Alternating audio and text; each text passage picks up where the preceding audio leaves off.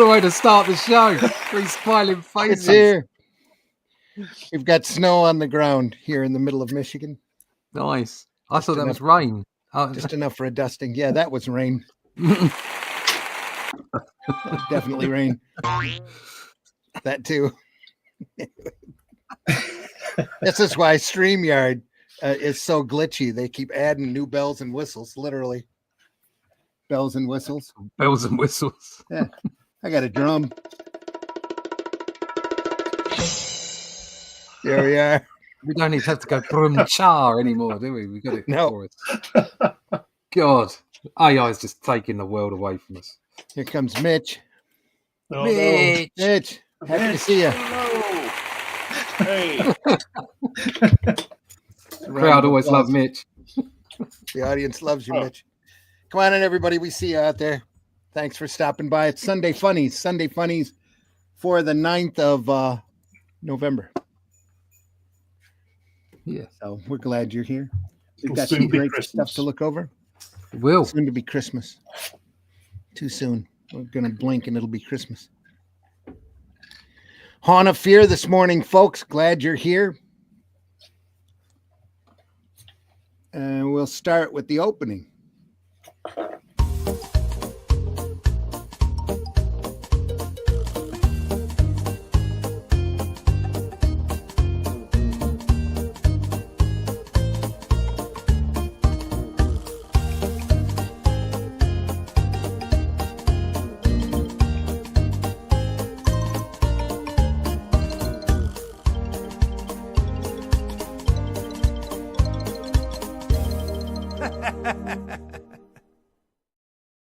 All right.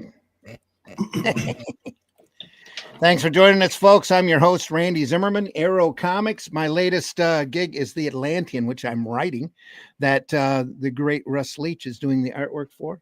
The third volume of which should be in everybody's hands by now. Haven't heard a whole lot of reviews yet, but should be out there. We know it's in fulfillment, if not completely fulfilled by now. If you haven't got your copy, I'm sure it's in the mail. So then I was out and had breakfast with Susan Van Camp, magic artist, over the weekend on Friday, and she said this is the best cover she's seen us use yet. Says they just keep getting better and better. And I said, that's nothing. You should see the cover for the collection. Wow. Woo-hoo. The collection is great. Look at that. There's a collection available. If you were part of this campaign, you'd get this as well. What a great volume. Look at how thick that is. And that's got the Shadow Kingdom, which is where the Atlantean is based off of, in the first 2 volumes of the Atlantean in it. If you missed it, we're sorry you missed it. We are at we're at fundmycomic.com. Whenever we run a campaign. So go over there and take a look. There's a lot of other campaigns over there running right now. A lot of really great stuff for you to take a look at. And when you get a chance, if you're looking for something great to read, go over there and take a look. Can't recommend them highly enough. Also joining me this morning, Mr. Glenn Fleming. Glenn, please introduce yourself. Hi, everybody. My name's Glenn Fleming. I'm a writer, artist, and publisher. All my stuff is on Amazon. But what I want to show you today, and forget all that, get one of them.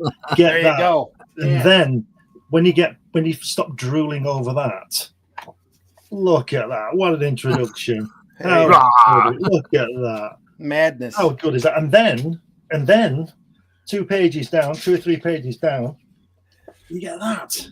Yeah. Look at that. So, never mind my stuff. Get one of them. But having said that as well, I'm at the back. He's at the back. He's in there. He's in the back. He's in there. Look at that. Actually, he's in the front too. He designed the logo for the Atlantean. Well, right, yeah, but Russ did that new one. Oh, did he? No. I just manipulated your one. That's all. Okay. If you go to the first page, your original is there. There's the original. It is there in all its glory. So there you go. There you go. Okay, well, I'll take that. Thank you. But yeah, get one of those. Fantastic. Wonder if they're going to have you. Sorry. And if you get one of those, you might get one of them. Oh, look at that. There you go.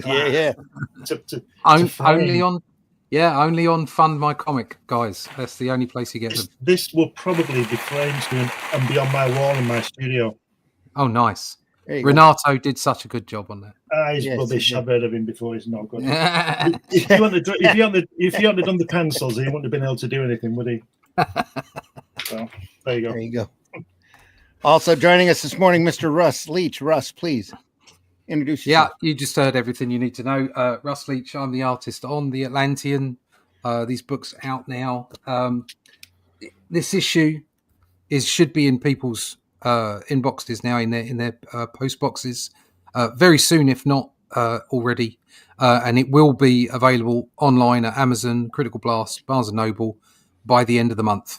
If you want to find out when that is, also when a digital version of issue 1 will be available on Global Comics and potentially on Amazon as well, all you need to do is go to russleach.com and sign up for the email list, and I can let you know when any changes occur, and also when issue 4 is planned to drop, which is very early in the new year. We're already deep in production on that. So check out russleach.com and sign up for the email list. Absolutely. Also joining us this morning, Mr. Mitch Rogers. Mitch, introduce yourself, please.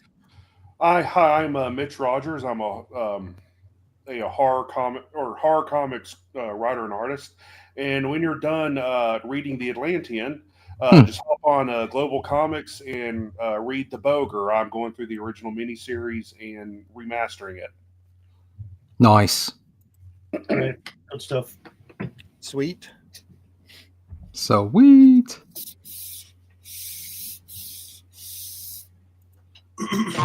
Oh, boink.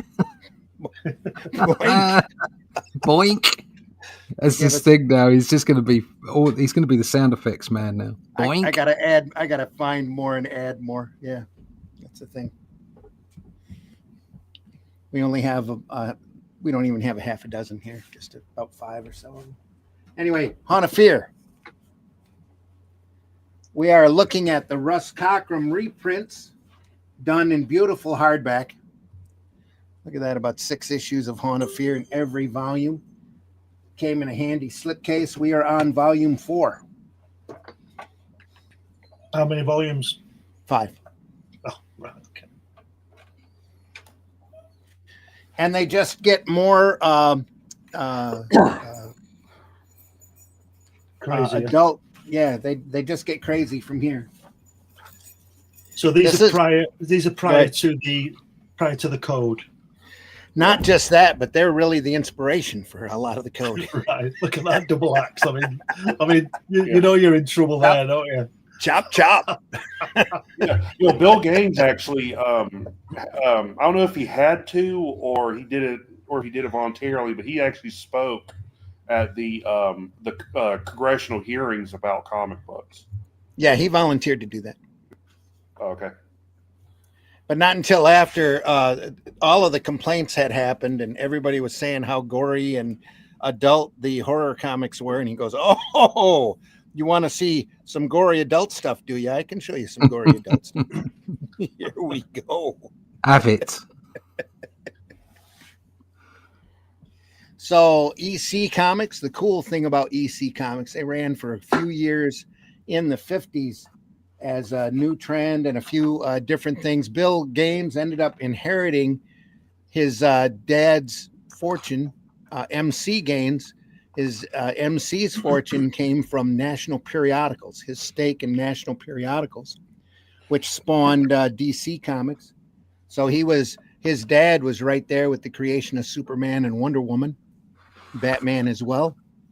And the fortune he made off of that, he cashed in and started EC Comics, originally doing educational comics, picture stories from the Bible, a few auto repair manuals and stuff like that. And he was trying a few other comics as well. And then he ends up dying in a boating accident. His son, Bill Gaines, takes over the publishing house and decides he wants to do comics that he wants to read. So comics get more adult. The reading level on them grows immensely, and he tries a lot of different formats that become incredibly popular, like science fiction, crime, and horror, which helped spawn the Comic Code Authority as the adult-oriented subject matter came to the attention of so many parents. They started a wild rash of comic book burnings here in the late 40s, early 50s. Yeah, And just so- after fighting Go ahead. people that were burning books. Yeah. Yeah. Well, good call. Comics were the number one blame at that point for juvenile delinquency. And Frederick Wortham had written a book that was a bestseller at the time called Seduction of the Innocent that pointed out all of these crazy things. Look, Batman and Robin, they have to be homosexuals. Look at all of the evil of Wonder Woman and all of Then that. it was rock and roll. I was Then it gonna was say, cinema. yeah. And Yeah. then Elvis came along. Yeah. Then it was cinema. Then it was Then it Dungeons was and Dragons. video games. Yeah. Dungeons and Dragons. Then it was video games. Yeah, it's Now never it's the anime. upbringings. Yeah. Yeah. Now it's it's the anime. internet. Yeah. Anime. It's oh, Anime never yeah. and the whole- K-pop. Yeah. It's never the home life of the kids. It's always what they're into, you know. Never the Yeah, parent. it's No. fine. And their upbringing. Yeah. Yeah, Never. Yeah, the funny thing about that is back in the 20s or 30s, I can't remember, when Albert Fish was caught. And if you don't know who Albert Fish is, he was a real horrible serial killer in the early 20th century. But Frederick Wortham did the psychoanalysis on him for the courts, and he actually pointed out in his testimony that no one gets as bad as Albert Fish was unless they had a horrible upbringing. Hmm. So between that and this, he completely changed his mindset and started blaming media instead of money. Yeah. Oh yeah, Yeah. he had a book to sell, obviously. Yeah, money. That's Yeah. what it is. Don't forget, I've said this before, but don't forget, Genghis Khan used to watch porn films and murder films before he went out and raped the world. That's right. He did. Yeah, he had a VHS recorder. Yeah, Yeah. 600 years before Jesus. Yeah, That's right. Yeah, and remember, Glenn, Albert Fish, not to be confused with Billy the Fish. Billy the Fish, yeah. Really, the fish. Well, it's his descendant, obviously, isn't it? Descendant, Billy the Fish. But I want to be in the football team. You can't, Billy. You're a fish. You're a fish. Stop. Oh. I want to Did be he on go- the wing. Birds did he have go- wings, Billy, not fish. Did he go in goals? He he might could- have gone in goal, yeah. Because I can see him flapping his tail and knocking the ball away. Billy. Sorry, Billy the Fish. bit of a British interlude there. Let's get rid of this haunter thing and get Billy the Fish on. Billy the Fish on it. Now that probably would get us taken down if we got on to some of the other stuff. Yeah. Sorry, Randy. I take Carried it- away. Sorry, take Randy. it was here. that- No, you're fine. I take it his That was- career took a very adult turn. It was from the Viz magazine. Do you know Viz? Okay. Yeah, In yeah. the 80s? Yeah, very rude. Yeah, Billy the Fish was one of the characters, Okay. along with Roger Melly, the man off the telly. Well, Viz Comics over here has grown a big reputation for manga. Yeah, Doing that's just a Japanese publishing comics. thing. Yeah, I in the You UK had a comic it was all- over there called Viz, right? we had a comic called Viz, and it was very rude. And yeah, it was funny. Yeah, Is that like milk and cheese? Rude? no, You don't know what mate, I'm talking about, do you? no, I don't know. No. Okay. Oh, Milk and Cheese, the cat and the cartoon with the book, Milk and Cheese. Evan Dorkin's Milk and Cheese, yeah. Yeah, so- it's a bit harsher than that, to be brutally honest. Yeah, Wow, okay. Really? Buster Oh, Gonad. Yeah, Sounds like something I need to read. yeah, you do. Yeah, yeah, you do. yeah. I mean, how could you get more vulgar than an alcoholic carton and alcoholic block of cheese? I mean, Exactly. And a mad alcoholic block of cheese at Yeah. that. We are looking at Hana Fear number 19 for June 1952, I believe. 51 or 52. 52, I Beautiful think it's. Wally Wood ad here. Yeah, it's that ad again. 53. Are we in 53 now? Yep, June 53. There we go. Comics produced the old-fashioned way, folks, when they had to use little paste-up letters for the titles, and sometimes it just didn't. The kerning and the straightness of it just doesn't work out 100%. Just doesn't work. Yeah, they stuck it on there anyway. As it's easier to do that than to do it by hand. Little However, photographed witch's cauldron to paste in. however, that bottom right panel, look at that. Yeah. Look at the big blocks of black on his trousers. Yeah. Brilliant. That's great, isn't it? Let's look at that witch's face. That's great. Graham Ingalls here, Ghastly Graham Ingalls, as he was called at the shop, master of the brush and noir comics. Really main inspiration for so many people, even working today. Kelly Jones, Sam Keith, Bernie Wrightson. You see a little Magnola. Haven't we seen this one? Technique. Yeah, I think we've seen this one. Have we? Yeah, I've we have. seen this one. Yeah, I recognise the guy walking Yeah. at the beginning. Yeah. The guy that's like obsessed with death. And Well, I thought that's where I had it tagged at. Was it? Yeah. Maybe it's just a similar story to everything we've seen before. Another man who's dead. No, you're right. It's just the same story redone. Yeah, it's The a different. artist. It's a quote unquote different story. Yeah, same concept. They kind of 'cause did that. I don't remember this. Especially Yeah. this, I'd have remembered. Heck yeah. Let's look at that. That's just such great work. That's so very Eisner. That Yes. Yeah, that guy with the coat. Yeah. the whole thing Eisner. That's what it reminds me of. At this point, Eisner is raging with the spirit is really going big, going strong through the newspapers right now. When this was done, because they figured what Spirit had a circulation of 12 million through the newspapers. Oh, blimey, 12 million. 12 million. Well, they print up a newsprint type comic, no cover, and stick it in the newspapers for the Sunday edition. 1,200 would make me happy. Yeah. Yeah, they figured because he was syndicated, they had a number of different newspapers doing Spirit sections. They figured his circulation was 12 million a week. 12 million. 12 million a week. Ingalls. These books here were selling in the millions. They were bi-monthly. They were outselling DC and every other publisher at the time. It's one of the reasons why they brought the Code Authority in. Yeah, that's right. Yeah. How can we get it back? Yeah. Yes, why for like 20, 30 years you couldn't have like weird or terror or fear in the title of a magazine. Yep. Horror, weird, or terror were banned. So was crime. The word crime was banned off the covers of comics. They've done that on YouTube. I won't say the words because it might ban us, but there are certain words you can't say on the YouTube thing as well. Yeah. Too small. We're too small. But that's all right. What, like bollocks? No. Bollocks is all right. Bollocks is all right. Okay. Yeah, it was over here in America. Not many people know what that word means, so it's like, just leave it. Yeah. Even the C word is more acceptable. Yeah. Good Lord. Yeah. What then what? Then Nazis. unaliving yourself. Oh, that word. Okay. Yeah. Yeah. And Unaliving yourself. other things that people do to people.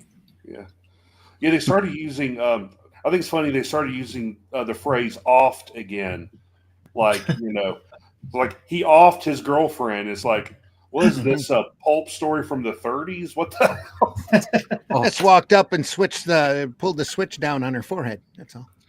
Or it's even further back. He oft walked this path. That's short for often. Yes. Yeah, this That's is OFT. OFFED. And Oft. the opposite of ond. Always used to make me laugh about the word pissed. That too. It was getting drunk in the UK. That's a whole different connotation over here. Yeah. Being angry. Yeah. Yeah, it's best to be pissed off than to be pissed on. There you go. Yes. I'm sure there's plenty of that on YouTube as well. PBR in the house. Hey. Probably not that much on YouTube, but I understand OnlyFans is filled with that kind of stuff. OnlyFans. Yeah. Filled to the brim with urine. And other things, apparently. And other fluids, yeah. Oh, dear. Morning, afternoon, everyone. Matt Black Gaming in the house. Says $12 million. $12 million. No, 12 million copies. It was actually free in the newspaper. If you subscribe to the newspaper, you got the Sunday comic section and you got a spirit section as well. If your newspaper had subscribed to that, I know. Would he have got locally any here- kind of money on a per copy basis? Yeah, Oh wow! Big time, yeah. yeah. Ah. That's why he kept it going from I think it was Yeah. 42 to 53 were the big Blimey. years. Every week there was a spirit section. Every spirit section had a 7-page spirit story in it. And when he was off fighting in World War II, he had a bunch of apprentices that came in, and just Wow. about all of the apprentices that was working out of his studio went on to do other just phenomenal things, like Lou Fine, Jack Cole come out of there. There's just a ton of people. I can't remember everybody, but Wow. just great stuff. He used to send scripts through the mail that they would do. His assistants would end up doing boob and buns, boom and bums.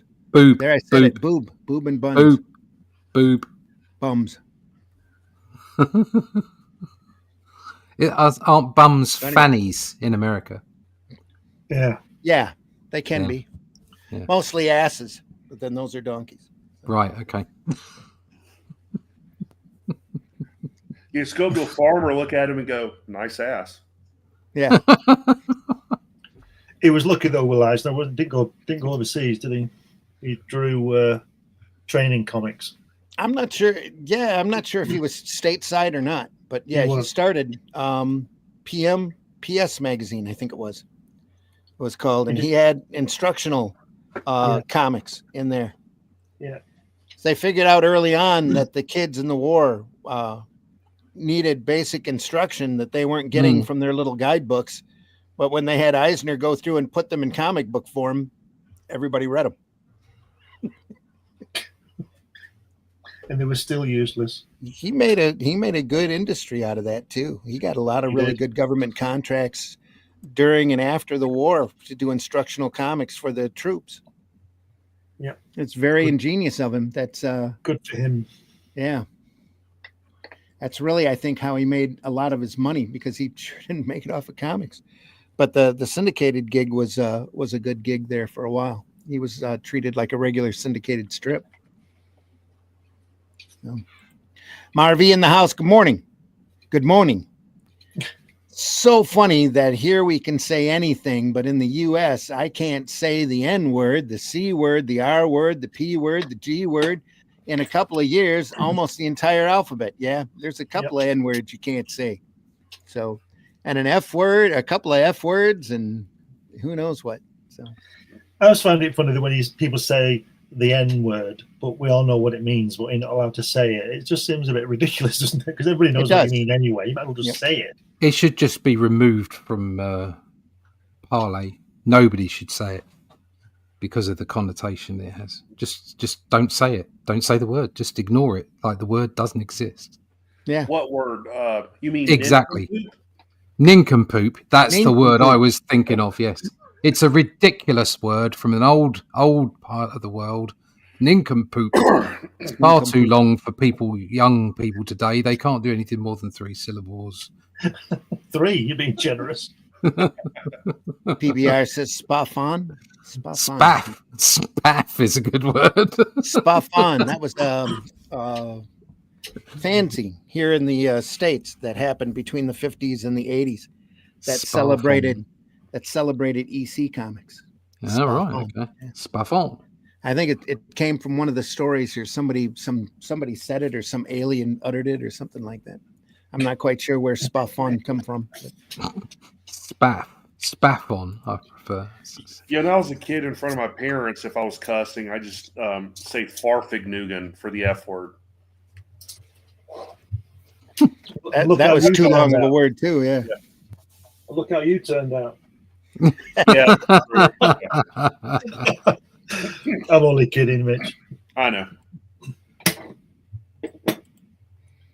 Anyway, meanwhile, back Sorry, that was late. at EC Studios, Probably should have run this one instead. running out of ink.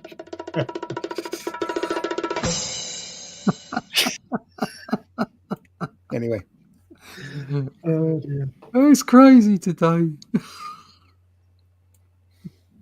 So we know everything goes better with bongos. Anyway, Yep. Chocolate, bacon, and bongos. it's the name of my next comic. Yeah. On the right, or I'm sorry, the left-hand page, the middle section, the first panel, is that a hatched sky? Yeah, that looks like lines. That is. It's all mine. Yeah. Very, yeah, It's beautifully done. Wrights-esque. Yeah. That guy's face, he looks a bit like Q Yeah, I from can see Star that. Trek. Yeah. Yeah. This is all line work here as well, I think. Mm.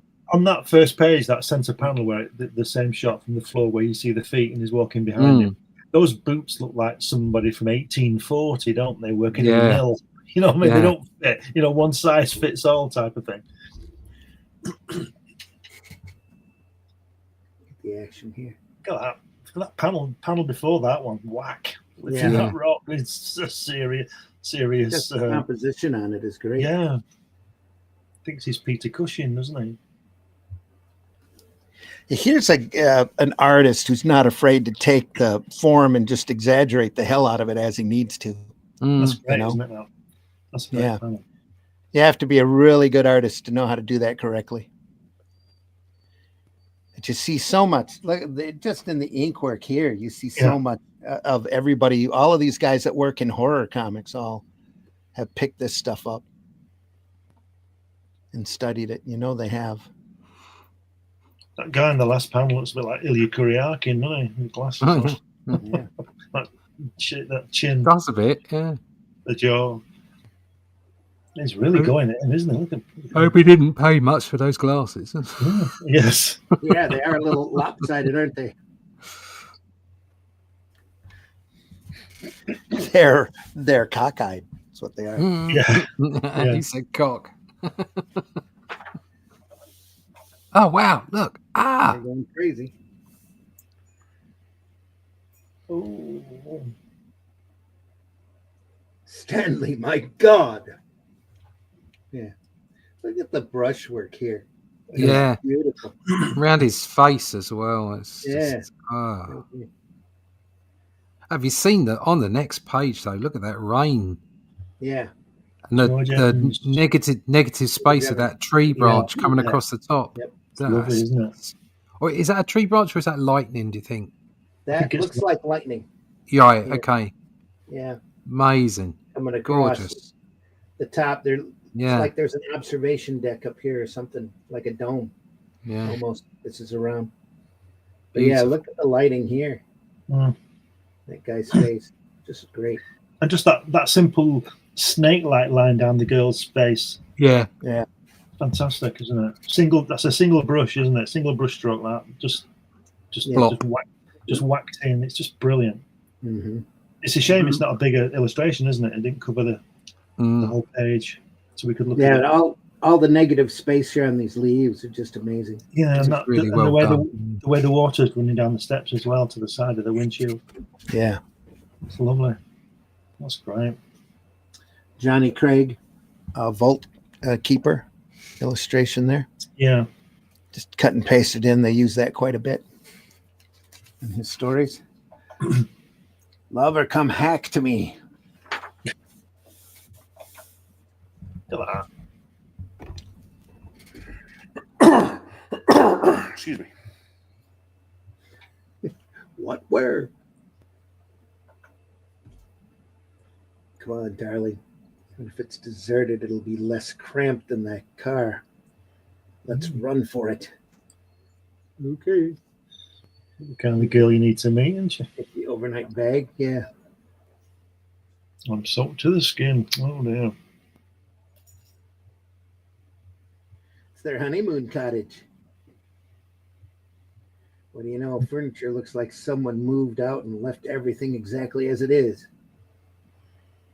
Then there must be a bedroom and a bed. Oh, we know what you're thinking. Uh-oh.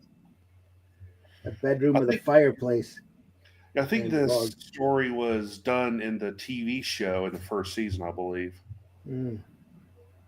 Because it sounds familiar, the title and the fact that they're in a random house, I think.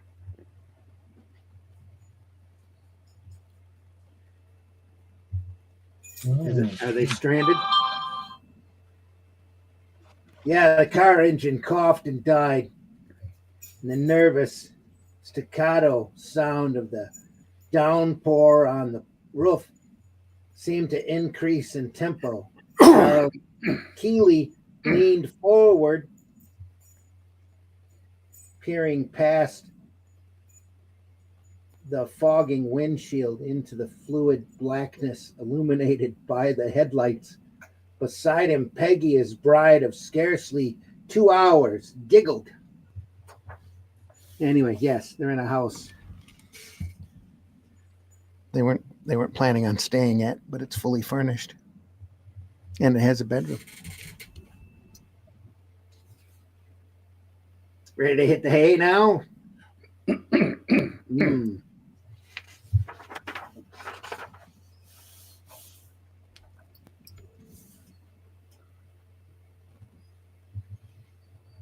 So she's gone. Wow. Wow. She's gone.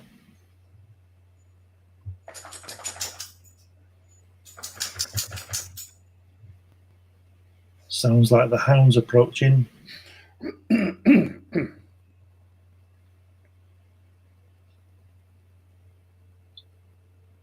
Frida and Alan Anderson were Peggy's parents. It's gone back in time. Yeah, They're saying the same thing. They're saying the same thing, like he's saying, coming over the threshold, and she said, "It's the custom, you know, Frida." And he's going, "Darling." That's what he said previously with the other girl. Oh, no. Is she an immortal and she's just killing all these men? Like you do. I think I might be right. It's witnessing Peggy's mother and father's wedding night. Wow. She's so deliriously happy. What's this all about? Am I seeing all this? What's the reason they're asleep? Now, how in blazes do I get back to 1953 to Peggy? He hid in the closet? Yeah. Huh, okay. You have to go through Narnia to get back to 1953. Must be, yep. Oh.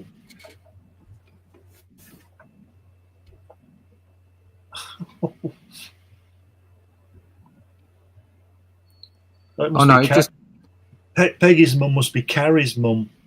Yeah, it looks like they're all just mad. Oh, fancy that. Like a whole line of women being psychotic. She chopped him up. That's very unusual, isn't it?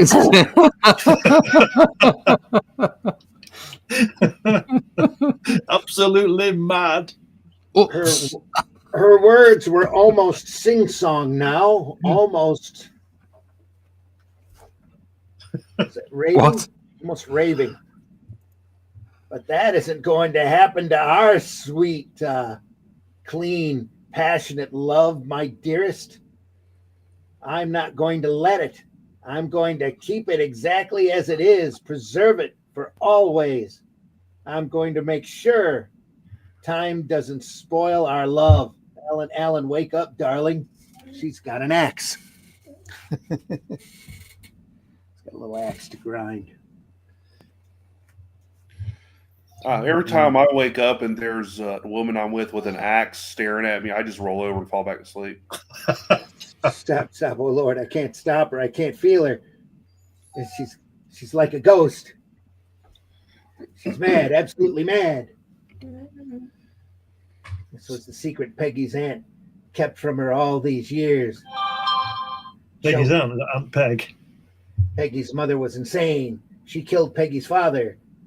Here in this house, they're on their wedding night when Peggy herself was conceived. Then he wakes up and he goes, "Oh, I must have been dreaming." was only a dream. Everything's exactly as it was. The dust, the old fireplace, the battle axe, gasp. The battle axe over the fireplace, it's gone. Exactly as it is. Preserve it for always. I'm going to make sure there doesn't time doesn't spoil our love, Charles. Charles, wake up, darling. As he felt the cold steel cutting inward again and again, and felt his strength ebbing away, Charles suddenly knew that Peggy, too, had conceived a child this night who would murder her husband on her wedding night, as her insane grandmother and insane mother had done. Oh, dear. Yeah. Talk about family tradition, eh, creeps? All you would-be grooms, take a lesson. Check the bride's background. It's better to have a battle axe for a mother-in-law than to have one for an undertaker. And now I'll turn this back to the cauldron crony, that bag of a hag, the old witch. Take it away, slop server. Slop server. Oh my God. Yeah. Meanwhile, the cops are. One of the cops is like, this one family, the husbands always die on the wedding night. Yeah. Another cop goes, it happens all the time. It's normal. Yeah, in the same house with an axe. Yeah.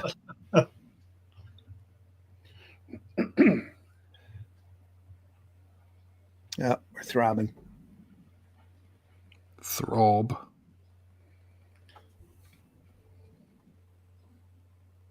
There we go.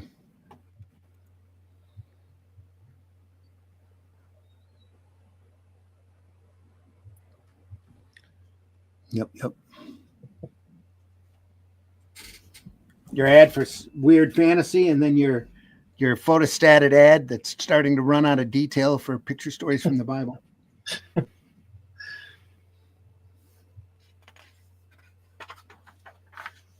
Time for another old witch's grim fairy tale.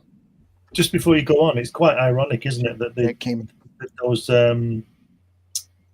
Bible stories are okay. There's a lot of similar stuff in them regarding killing people, but that's okay, Bible's a great book. It's got a lot in it.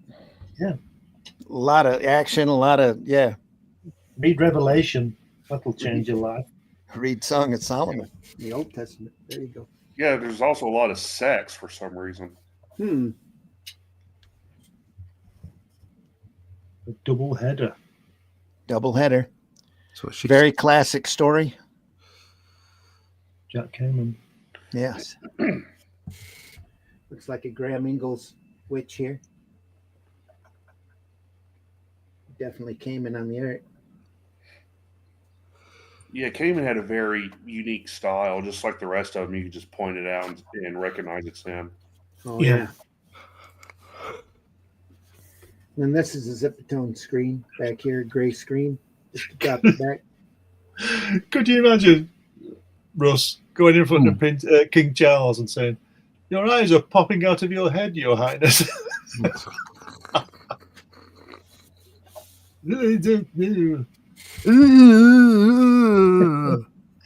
can't speak properly, can they? No, did he see him today? He didn't look very well, did he?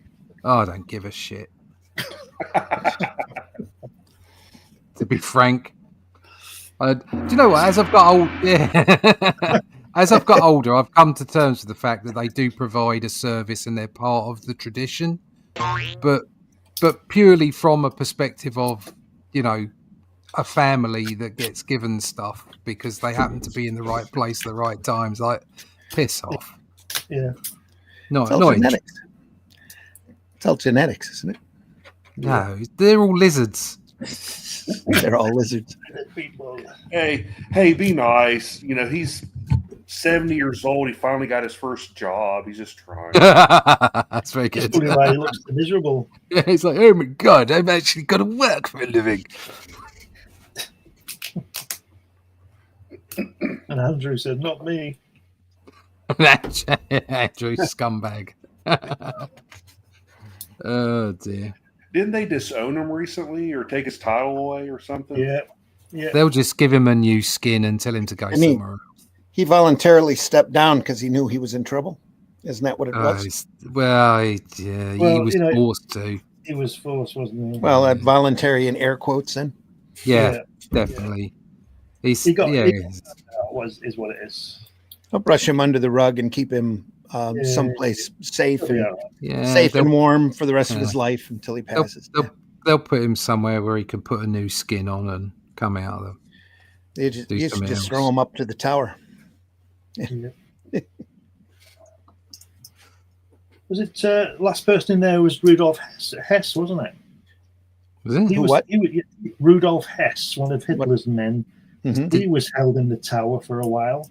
Didn't he come to try and get a deal with us or something? Yeah, and the Scottish police had him for 6 weeks, I think, before they realised that he was telling the truth. I am Rudolf Hess, the second in command of the Nazi Party. I mean, you wouldn't believe him, would you? No. Oh yeah, I'm gonna laugh, mate. Yeah. Get your fart. But yeah, I think he was. I'm not sure. I think he was the last person to be held in the Tower of London. Huh. Was he? What happened afterwards? Was he sent to Spandau or something like that? Yeah, he spent all his life in Spandau on his own. There was a big. Was it 80? There were 80 cells in Spandau, and he was the only prisoner there. And it was costing something like £2 million a year to keep him in it. And he lived till he was about 90 or something. Should have just shipped him off to Argentina like the rest of them. Yeah, that's where everyone else went. Yeah, it was a lot cheaper, wouldn't it? Argentina or Nevada, one of the, depending on if they knew anything about rockets or not. Yeah. True. What's that? You're a Nazi? You've been fighting against the free world for the last 5 years? Do you know anything about rockets? You're in. You're in. Yeah, either it was Nevada or Moscow. Moscow got a lot of them too. How do you feel about sunburn? Yeah. Have you seen that photograph of Von Braun with his cohorts? There's a photograph of him. You think he was like the person behind the whole missile thing. Well, he was like the face because he was handsome. Yeah. There's a photograph of him, and there's about 300 people in this photograph. All of them with lederhosen on. Yeah. Have you seen that picture of Hitler with his lederhosen that he had banned? No. There's a picture of him before the war leaning against a tree with his full lederhosen clipped off. He had it banned because Churchill was ridiculing him in the papers with it. Do you think I look good in my lederhosen? And you're looking at that picture of the 300 people, and you're like, which one's Braun? And someone's like, he's about his hand straight in the air. He's in the center, I think it is. Keeps trying to tell you how tall he is. We've actually got a comment about artwork in the chat. We have a chat. Wait a minute. We have a chat. Just before you start chat, that's that joke that you were saying about.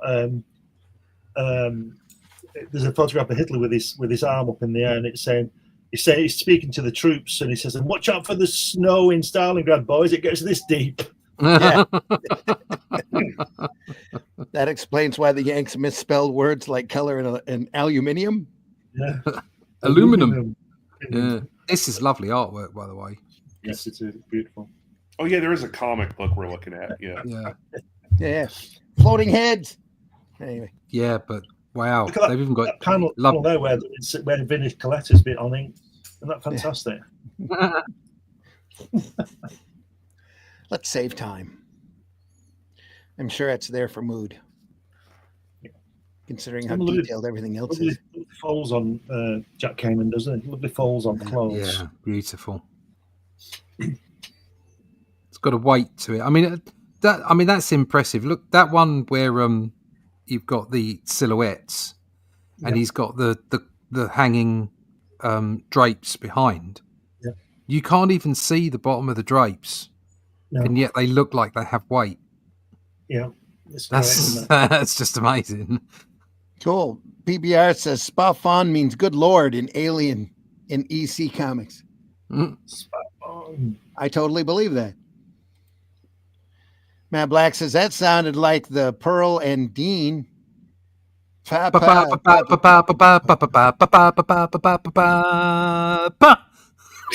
it goes. I always think Kamen and Al Feldstein's art look very, very similar. No, you can tell them apart. But yeah, I could, you look a little harder at it, you'll be able to tell them apart. I think the artwork of the time, especially from all these EC books, there's a lot of ink being laid down. Oh yeah. They're two up, so there's great brushwork and detail. So they all have that same feel of quality. Yeah, I think that the people behind the comics code were actually the printers, because it was costing a fortune in blacking. and look, Vinny's here again on the next page. Vinny. This must be the first thing you worked on. Well, also don't forget they were setting mood here with the shadows and that, so they were using solids. Vinny. I think at this point Vinny's doing his own romance comics for Timely, if I'm not mistaken. Right. Yeah, I believe it. during this time. All of them. You don't have to. Every single panel's a silhouette. I do. As far as I know, though, Vinny had no work with EC. So right. Well, when we told you, it's not a surprise, is it? No. No, considering they're all so detailed, aren't they? Yeah. Finish off Jack Kamen's story. Wow. The first page of probably one of the most famous EC horror stories of all time. Foul Play by the great Jack Davis. Jack Davis, yeah. Yeah. This is one of the big ones that Congress went after. Was this one story?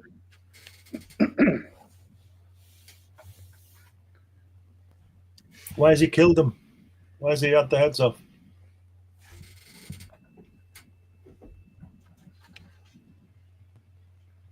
Inside the castle, the three ladies of the court who had missed viewing the execution writhed in the writhed on the stone floor of the throne room. Marie covered her eyes. They had been painfully torn out For what she'd seen. Yeah. Yvonne had her hands clasped over her ears. The king had burned them off with a red-hot poker for what she'd heard. And Bazette clutched at her bleeding mouth. The king had cut out her tongue for what she had spoken. See no evil, hear no evil, speak no evil. I want to know why Tom Jones is the executioner. Look at his lovely hairy chest. It's not unusual. It's not. Do this every day. It's not unusual.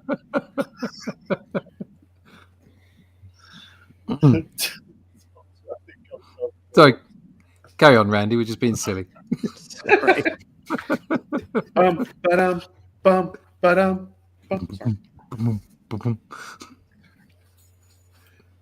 Doctor, I think I'm a pair of curtains. Come on, pull yourself together.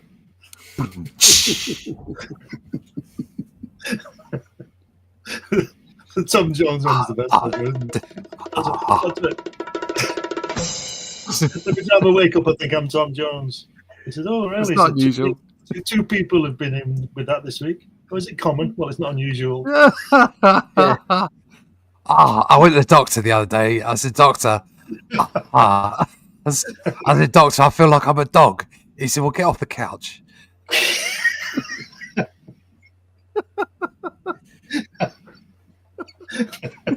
Sorry, everyone. The Brits have taken over today.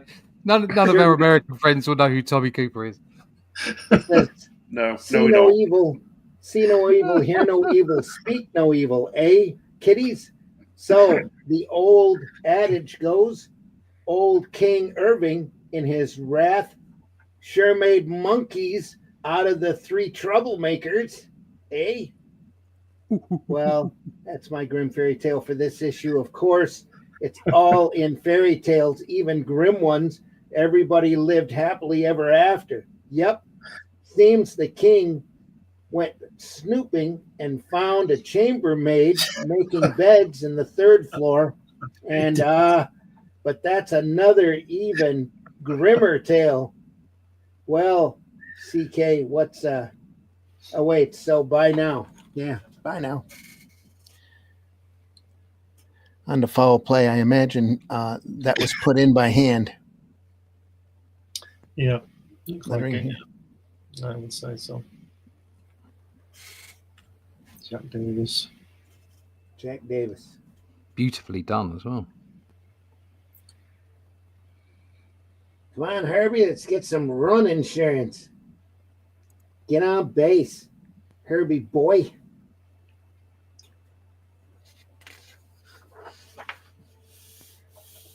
Yeah, baseball.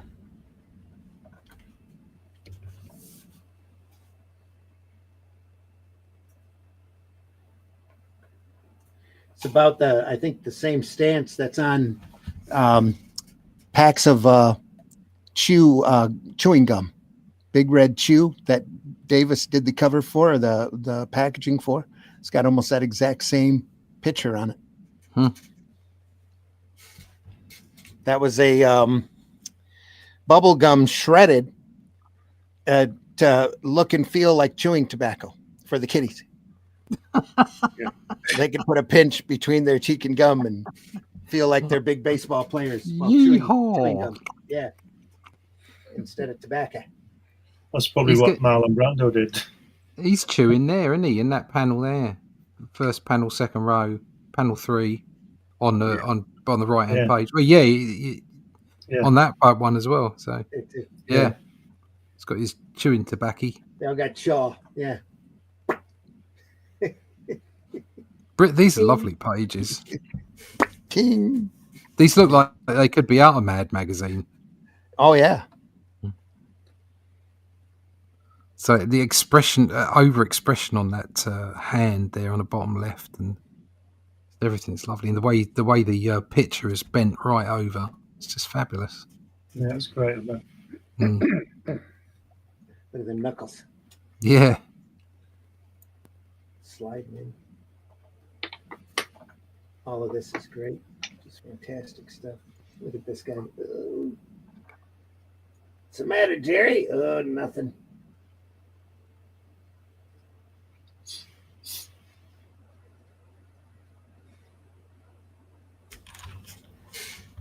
You get the feeling, though, here, everybody, even though they're leaning forward, it really, after our previous discussions, it just looks like they're ducking out of their way of the panel balloons. Yes, it does, yeah.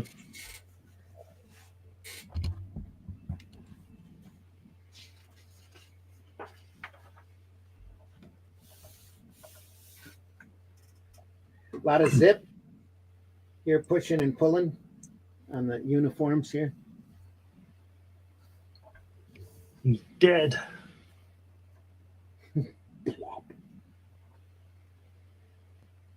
Attaboy, Herbie. Come on, Jerry.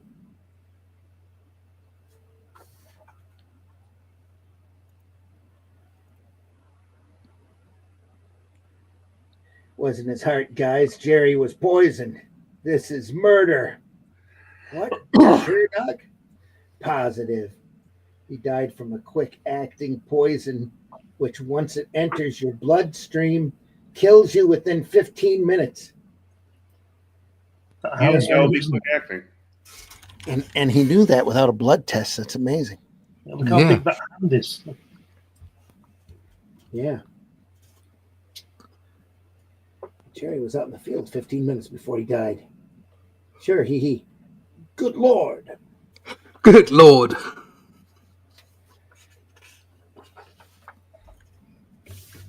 What did they say? Sparf on? No spuff on. Yeah, good Lord. Just, yeah, good Lord. Just chopped up.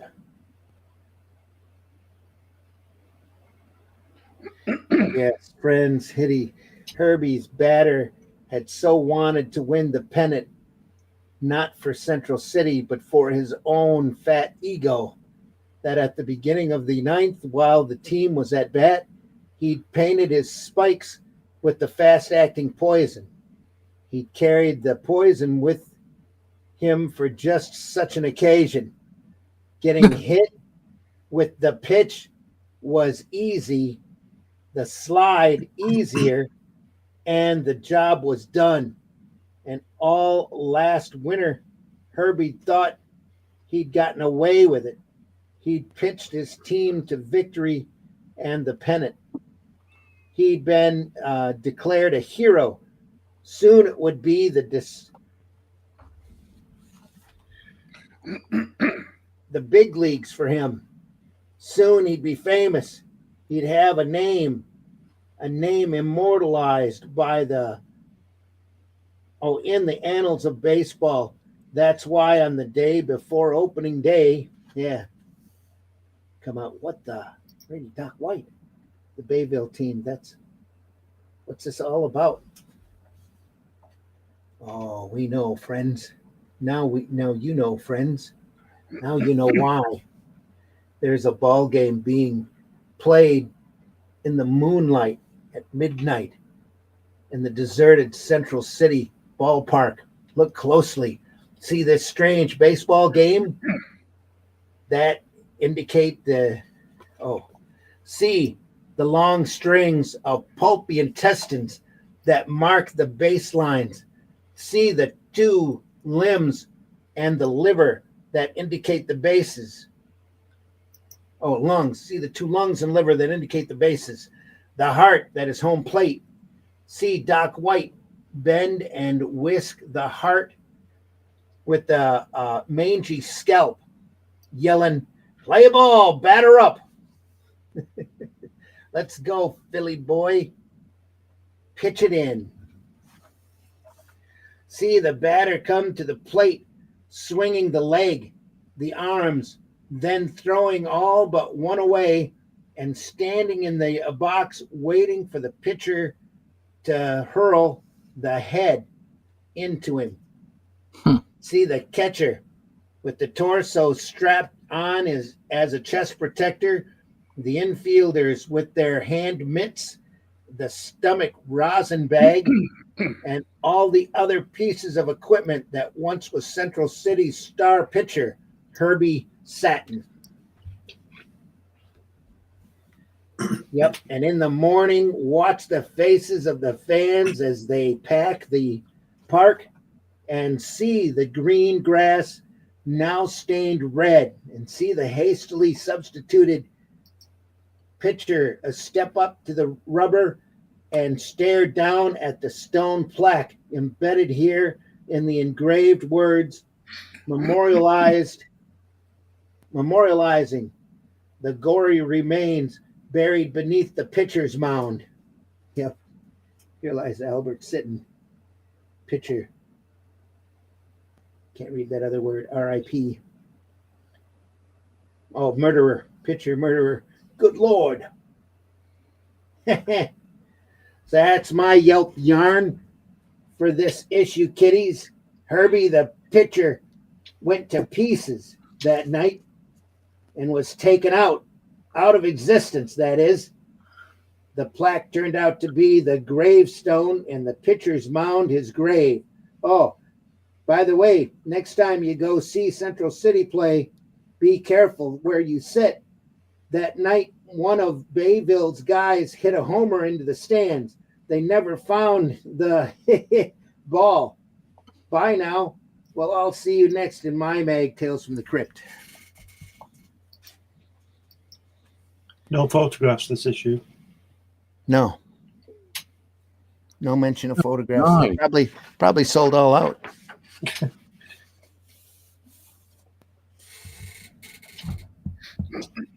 Well, that's a great cover. Yeah, that's what I was thinking. Yeah. Is it Ingalls again? Yeah, it's ghastly, isn't it? Yeah. Look at that axe. You don't see it to start with, and then just brilliant. And the staircase, just gorgeous. The way it's rendered. Yeah. But look at the colouring as well. The way they somebody's dropped the green in it as well. Look at that. Yeah. Wow. Awesome. That's a cover. So good, aren't they? And that's not a cover you see every day. When it comes to the EC books, they don't use that as an example very often.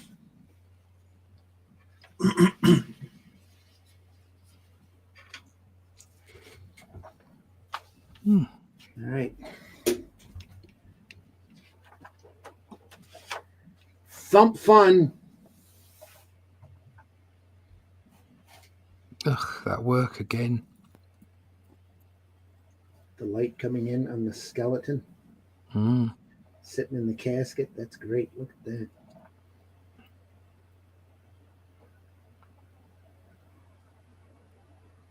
This guy's name is Marvin, the killer. Love the way that's rendered. Marvin. Yeah. Oh my God. That Glenn, the corner of that casket. Yeah, it's just where he's got black going to light and then light going to black. Just brilliant. Yeah, it's excellent. Phenomenal brushwork there. A lot of reflective lighting going on. Mm-hmm. Lovely. Look at that. And just look at that for 3 days, couldn't you? Yeah. Work out what he's done. Yeah. Coming in right on the witch, looking at this. Yeah. That's whole amazing. composition. Yeah, it's just nothing short of amazing. Like this. Look at the little blades of grass even out of the grave.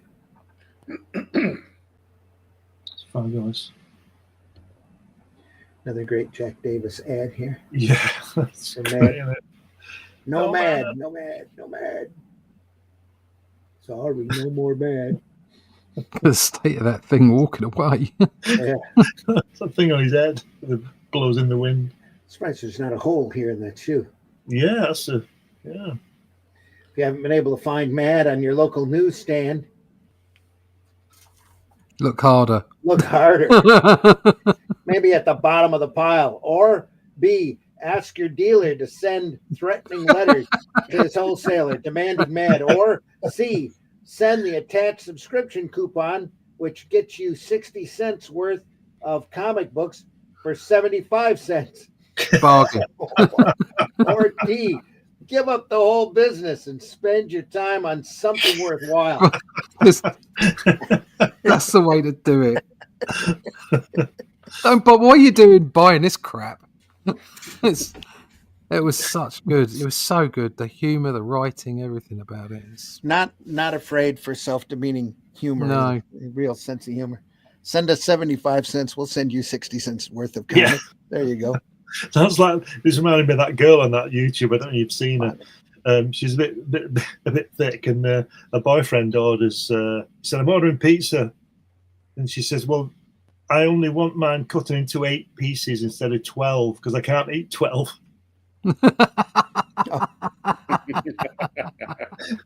Oh. I thought you were going to talk about the family that goes up with the fast food counter, and the wife's particularly overweight, and the husband of the group goes, "I'll have 6 hamburgers, 4 orders of French fries and 2 chocolate shake." And the person behind the counter goes, "That's cool. What are the rest of the family going to have?"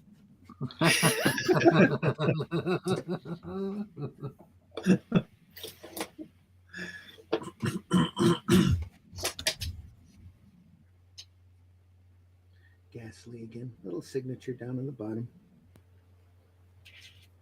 Little no outline here needed. No outline needed. Just the lines. Yeah. Just looking at the coupon. 75 cents. You get 6 copies for 75 cents. Get a year's worth, 6 issues. They were bi-monthly at that point. Yeah. Bargain. Yeah, that casket there, that's how to draw wood, isn't it? Isn't it? Just fantastic, isn't it? Just amazing. Oh dear, look at that. I got one in the neck. Oh my God. Come and see what I've done. He drew very grotesque people, didn't he? He does, yeah. Really adds to the creepiness of the story. Yeah. Yeah, it does. Yeah. It's with a lot of the EC material. You get the right artist on the right genre at the right time. They just kick the walls out with it. It's like Wally Wood on the science fiction stuff and Jack Davis on the humor stuff. Bill Elder, especially on the mad stuff. Yeah. Yeah. Ghastly was made for this stuff. Ingalls his style is just made for it. Cayman's too. That's why they put him on the fairy tale stuff. He had such a old classic look to his work. Yeah, I always thought that's one of the reasons why Doctor Strange didn't work after Ditko left it, because his style was so unique. Yeah.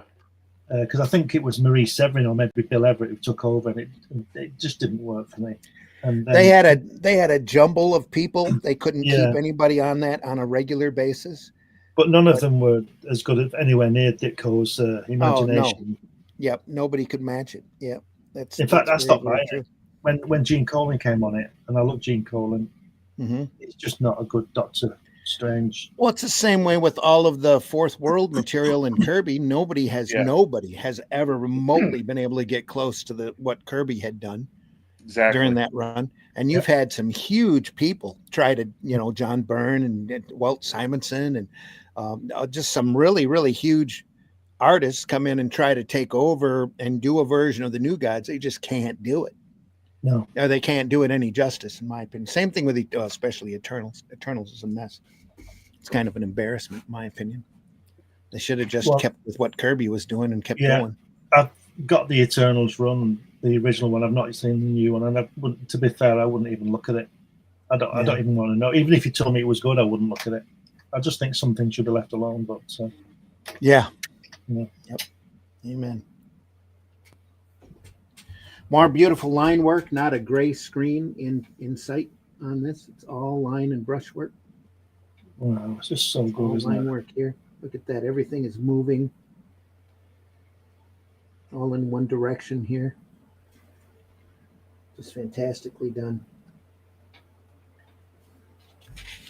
A true masterclass in comic inking, especially noir inking for mood. That white. Yeah. Not needed. Top. Yeah. Look at that face at the bottom.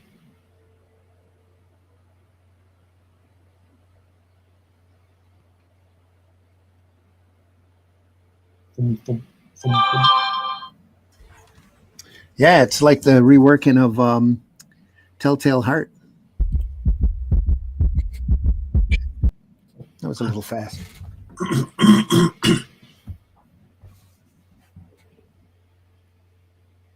Come here, thump. Thump. I'll find you. Won't get away. That look of fear. Like the beating of a human heart.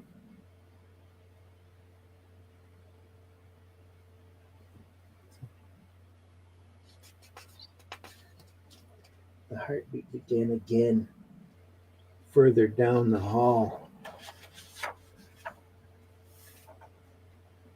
Books.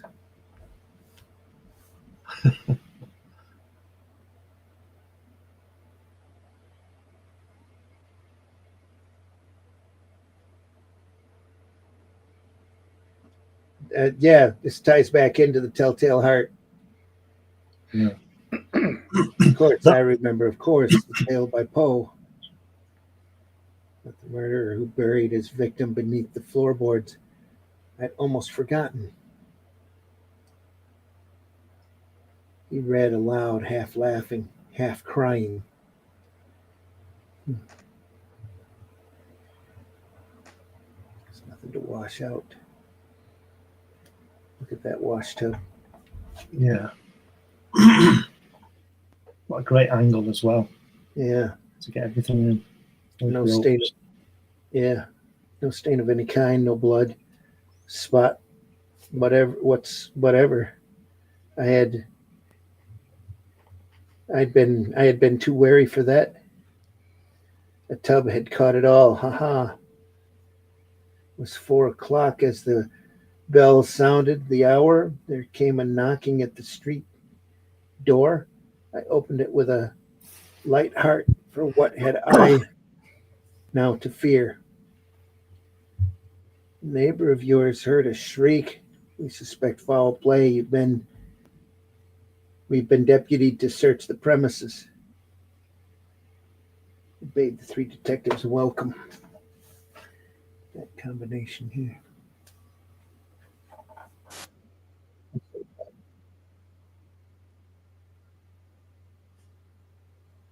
Kept hearing that heart.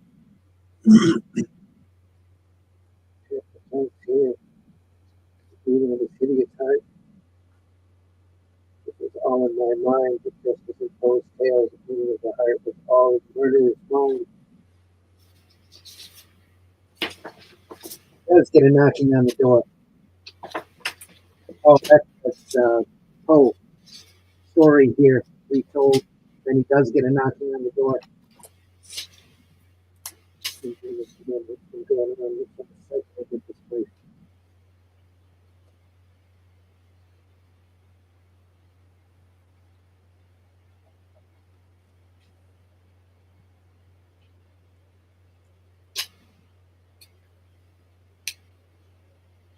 The plumbing.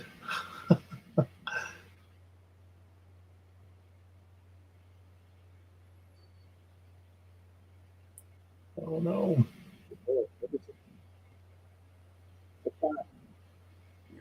Your audio's messing up. Mine is? Yeah. I might have just been too far away from the microphone. Is it better now? Yeah. Okay. Yeah, that's just me.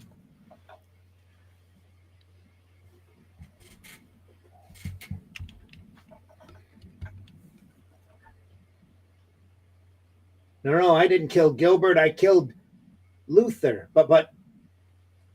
Oh. So you killed Luther too, eh? Okay. Where'd you put his body? Marvin took them down into the cellar. While they uncovered Luther's body, he confessed, I didn't kill Albert. I loved him. And he loved me.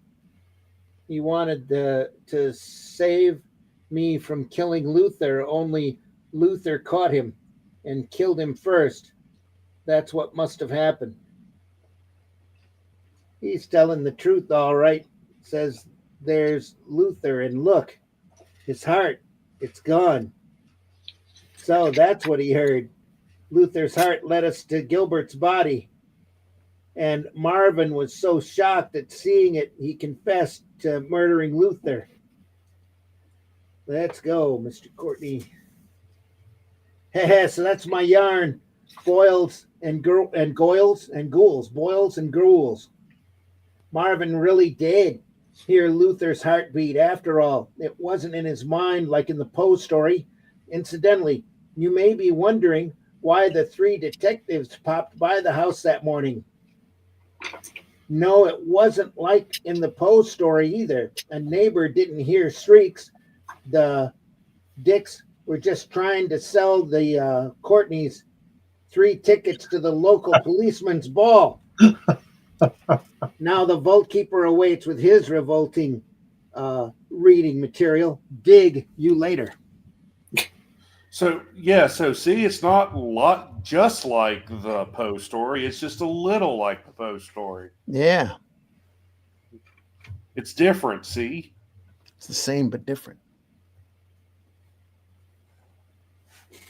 Vault Keeper's EC Classic.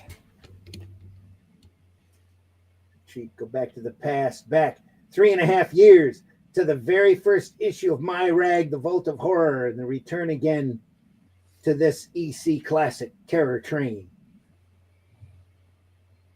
Yeah. Apparently they were short a story. I bet they were, yeah.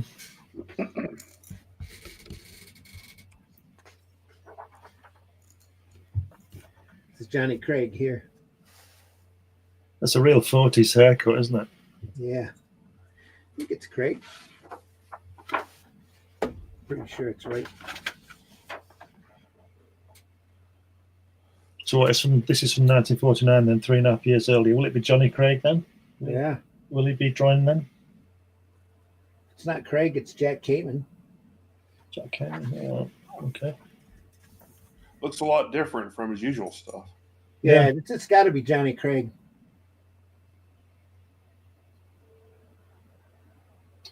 Yeah, the Vault Keeper looked like a Johnny Craig drawing, but this looks a lot different. Yeah. Yeah, he might have just done the first panel and they just, reprinted Craig's original story after. Maybe, yeah. Gasp Ralph.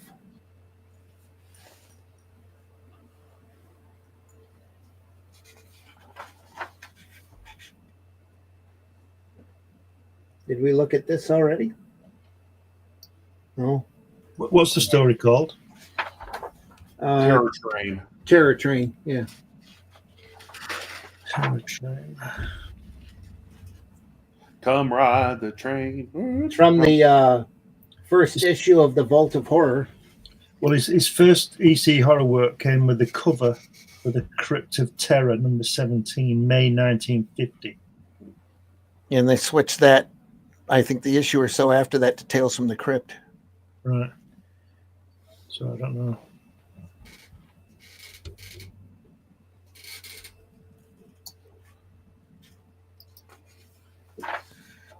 I'm sure this looked like Craig's stuff. That's my story. Perhaps you'd like to come and visit me sometime again.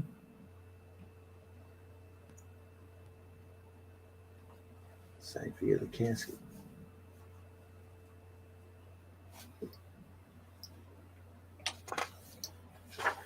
Right before the middle. Another weird fantasy ad. Another picture stories from the Bible. That's that lettering title is better, isn't it? It's been done. It's been hand drawn to fit the space rather than just letter setted or whatever the others were doing. Yeah. So it's George Evans again. Wow. Look at the look at green that. there. Look at the quilt. Yeah. Look at There's that. some work in there. There's no requirement for him to put that work in. No. Not at all. That's fabulous, isn't it? And the quilt's good too. Hey. Knowing where to put the spot blacks as well. Yeah. That's fantastic.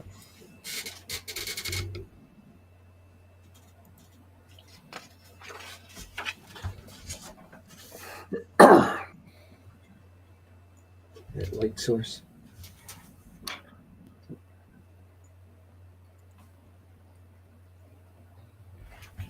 Good hair on that girl, that centre panel top. Yeah, that's great. Yeah. It's all really good.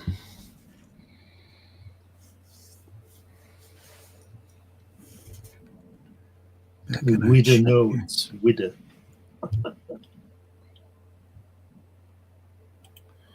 So I always think Kamen and Feldstein's look very similar. Beautiful cover indeed. Yep. Hi, how are y'all? Martha's in the house. Good to see you. At Martha's. Panels are so small then, and 1/3 dialogue. Great forest scenes. Yeah. Feldstein drew Terror Train. Okay, I stand corrected. PBR, I'm sure you're right. That would make sense. Not quite looking like Johnny Craig. Trying to study up on my 1940s comic stuff for a project. There you go. I didn't hear you. Somebody's audio? Was that Could you hear me? Yeah. Could you hear me? I said he's got some good stuff to go at if he's studying for a comics project. Oh, yeah. In the 40s, he's got some fantastic stuff. Yep. Hair and suits and these always look great. Yep. Yeah. Yeah, I've said that before. It's like it always seems to be a richer canvas to work on. Yeah. Right. I mean, you just even if you look at, I mean, obviously this is quite detailed. There's a lot of ink on here, but if you look at the sublime inks of like Sinner on Fantastic Four from the '60s, and they're all wandering around in pork pie hats and suits and stuff, it's just more interesting. Do you know what I mean? It's just more stylish. There's something about it. Yep.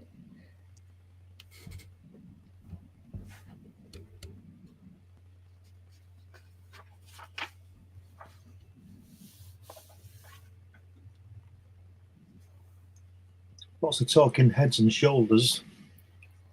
Yeah.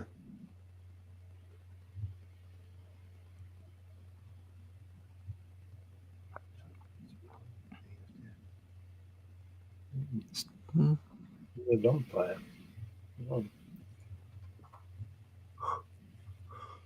Oh, Waldo. His name's Waldo. Yeah. Where is he? Could it be the townsfolk were right? Anna was getting up, moving across the cabin bedroom floor towards the sleeping, pale-faced boy. You asleep, my baby? Now she was pushing the cot noiselessly, slowly, on well-oiled casters, forward or toward the bed where Waldo lay wide awake, frozen, waiting. Soon, darling, soon you'll have what you need. The boy's a vampire. I didn't think. Oh dear.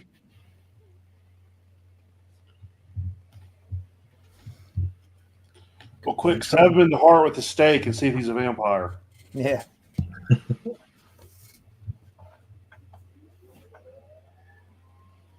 No, the boy isn't a vampire. We can't be. He's asleep. Vampires sleep during the day or in the day. Soon, my baby. Good Lord. Blood transfusion unit. What? You're awake? Yes, I'm awake. So that's what you did to them. Your other husbands. You took their blood from them with that contraption and gave it to your sickly kid a little at a time while they slept until they died. Anna began to cry. She sat down on the bed, her head in her hands, sobbing out the words.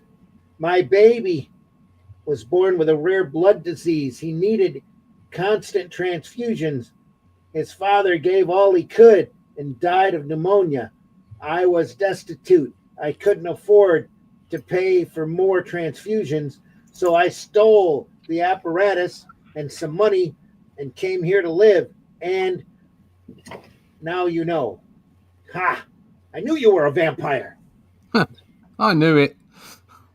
That kid in that bed. That kid in that bed looks like a young Prince Namor, doesn't he? Submariner. Yeah. Sorry. Go ahead. And he hasn't woken up. He goes, he looked at Waldo with tear-filled eyes. How did you know I wasn't a vampire? They all think I am. A vampire knows another vampire.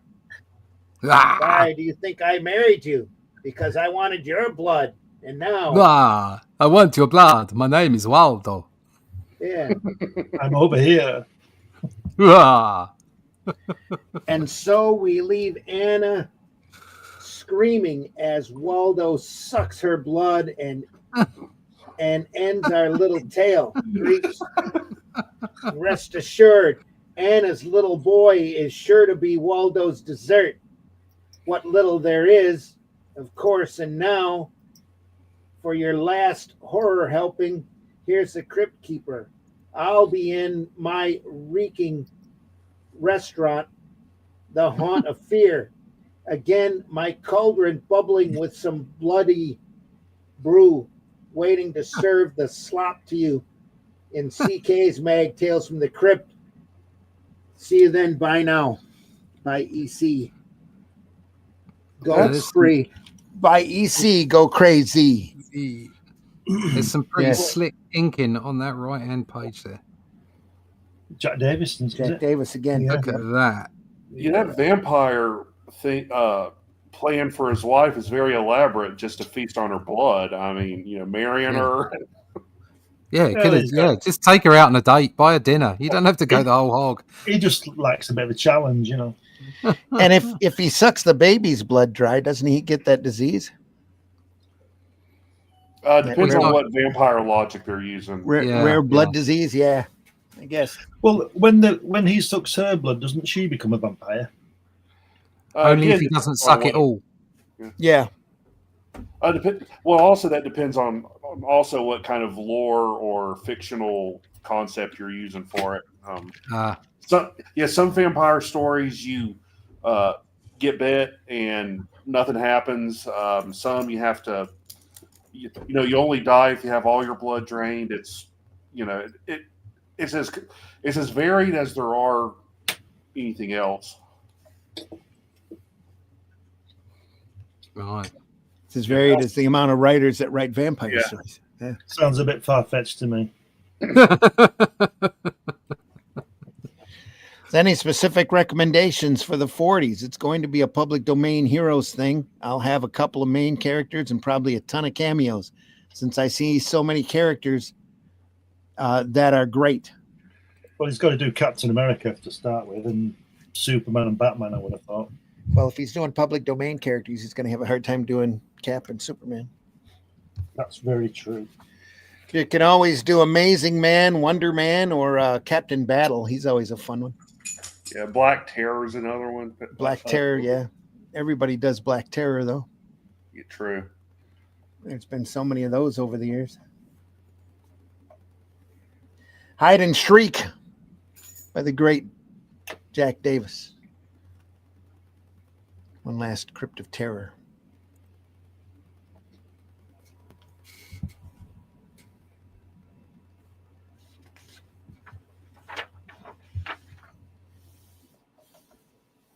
That face. Wow.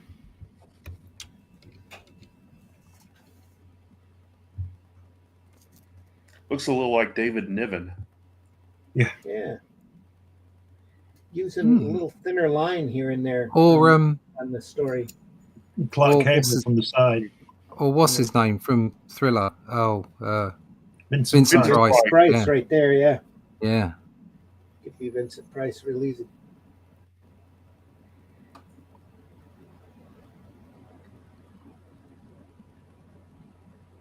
I want to be able to do violent and exciting things like Mr. Hyde, like this. Listen.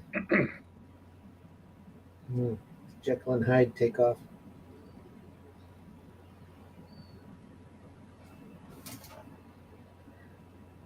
What happened at that bottom left panel with his face? Has he got a mask on or something?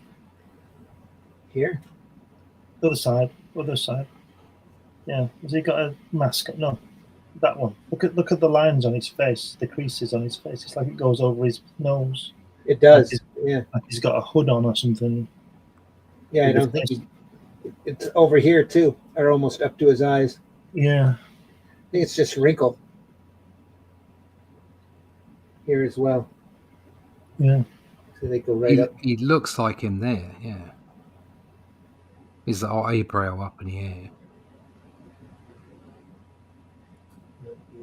Degenerate into a Mr. Hyde. Yeah. Yeah, that is what I want. And you do it? Yeah. I want a little bit of Poland and a little bit of France. To be able to do violent and exciting things like Mr. Hyde, like this. No, not this. Just suddenly it's va.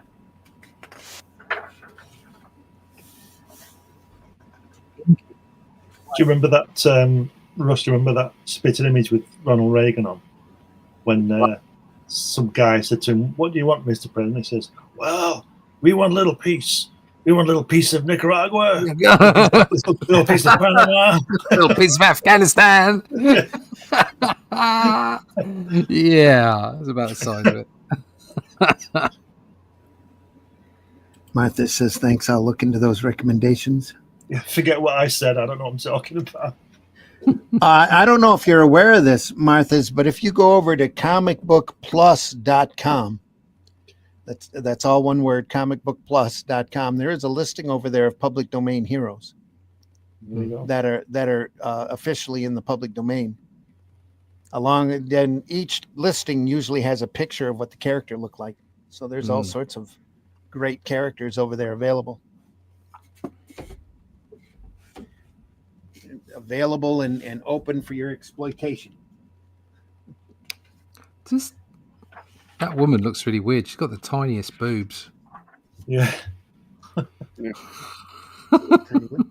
And I can have a chest implant. I've got $1,000. The inking on this is just phenomenal. Oh yeah. Lovely, isn't it? Yeah. The feathering, just the line work.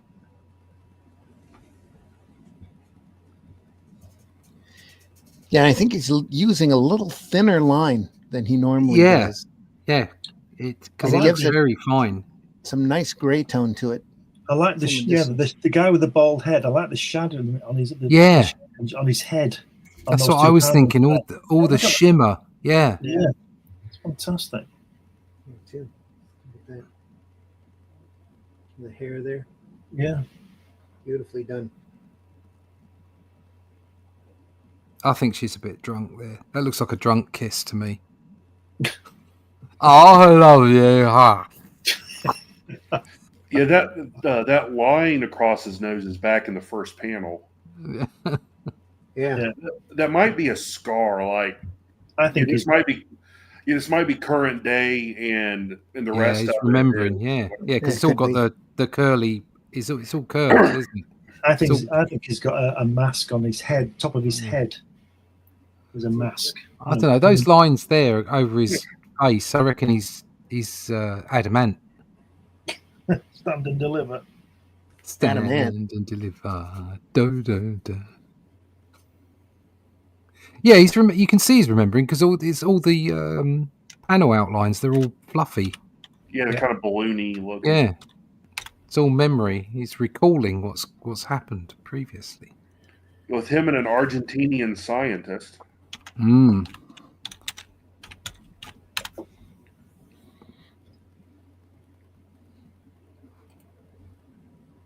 Come on, what's next? What's going to happen next? All right. I was looking up adamant.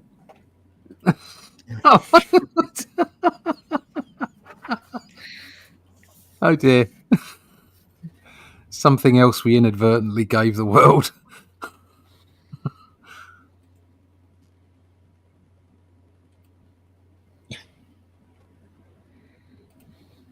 Look at that hand on the second tier of the first page. The back of that hand. Look at that. Yeah. Okay, how overdone it is. It's great. Yeah. Exaggeration. Fantastic. There we go.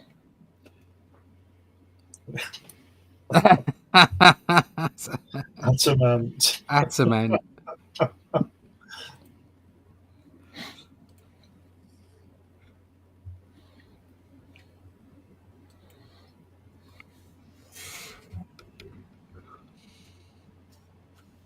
Good Lord. That concoction. Spot on. That concoction. I have to do something before she gets here. I have to the antidote.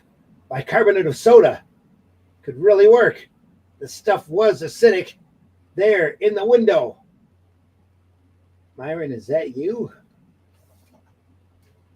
Shattering of glass echoes down the deserted street. Myron reaches in, snatching a box of bicarbonate from the drugstore window. It collapses in his hand. Phony. The box is a phony, a fraud. Just like her. Just like me and her. She got me into this. Myron. Myron turns. Now he is everything that Hyde was. All of the evil, the filth, and violence. Poor Amy. She ended up splattered all over the sidewalk because Myron and her phony scheme turned out to be for real. And the bicarb in the window display turned out to be for phony. I'm sure there's a moral there here somewhere, but I'm too lazy to figure it out. No matter. Well, I'll see you next time in my mag, Tales from the Crypt. Till then, kiddies, stay in the sun and tan your hide. God. Hideous. So stand and delivery means, oh, okay, hands up. This is a stick up. And that's it for this issue. Yeah. It's another cover you don't see every day. Look at that. Again, look at the edge on that wheel, Glenn. Yeah. What's this? And the shadow underneath him. Yeah. Cobblestones here. Oh. I like the way he's placed it to me in London with St. Paul's in the distance. Yeah. And the old street light. The lighting in there, that's just phenomenal. That is again, it's reflective light and it's bouncing up off the floor. Yeah. Look at that right wheel. Yeah. And I'll tell you something he's done as well. You'll know this, but I'll say it. He's done the lines on the wheels differently, because if they all went the same way, that would denote speed. Yeah. So he's changed it. That's fantastic. That's incredible.